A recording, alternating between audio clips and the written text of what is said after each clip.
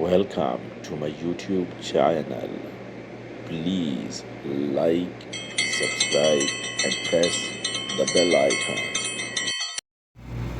Hello, guys. Do you want to know that somebody is hacked your phone or no? If you want to know, then follow these two simple setting. Check in your mobile. Go into your phone. Star hash 21 hash and send, and it will show you the list. Not. So it's me, your phone is not hacked by the someone. And the other seconds, watch it.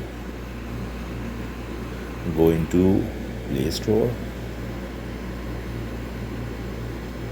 and check Play Protect. If this setting is a disable, then your phone is a hacked by the someone. If it is unable, so it's mean your phone is a safe and secure. So your phone is secure and safe. So guys, request you like and subscribe and share with other. Thank you. Allah Hafiz.